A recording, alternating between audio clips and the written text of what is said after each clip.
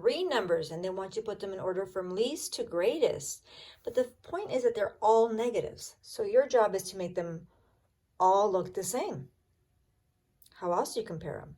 So here you're going to either make them all decimals or you're going to make them all into mixed numbers.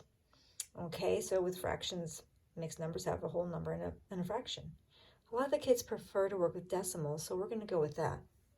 We have to make this one into a decimal and this one into decimal. So then we can compare each number. So let's go for it. Now remember that -2 is a whole number. I'm just going to put it down there and put a decimal. And it's waiting for the answer in the back here. That would be it, but I got to divide first. So I'm going to put 22, top dog goes in the house. It's going to be divided by 25. And 25 does not go into 22, so we're going to have to add a decimal, put a 0. That's not going to work.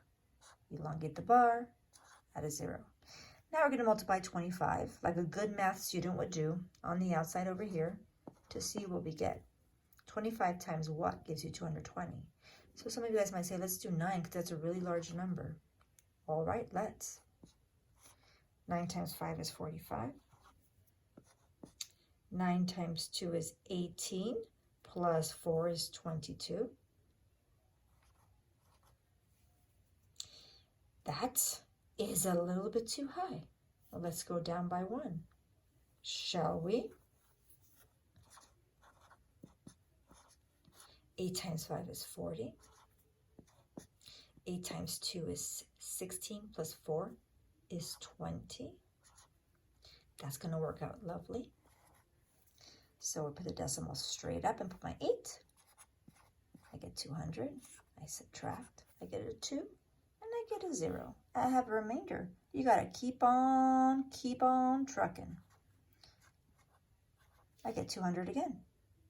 Well, that's wonderful because I know what the answer is. Should be 8. So we put 8.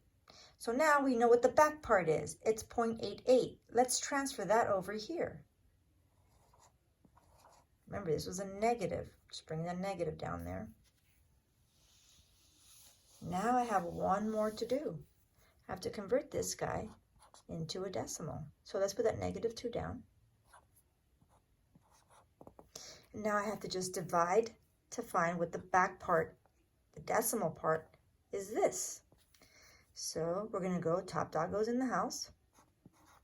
So 1 is being divided by 10. Top dog goes in the house. That doesn't work, Mrs. Munoz. You're right, it doesn't. So we have to add a 0. And now 10 goes into 10 one time. Now we know what the back part is. Put it right there. Yay, we're done. Now we have all our numbers. And let's bring this guy down too, so it's right next to it, and we're all happy truckers, aren't we? 4, 6, there we go. They're both all of them, sorry, not both, but all 3 of them are negatives. Let me make that a little bit clearer for you. So -2, -2, -2, they're all negatives. I'm looking for the smallest of them because they go in order on the number line. So the second number is a 4 here. It's an 8 here, and it's a 1 here, my friends.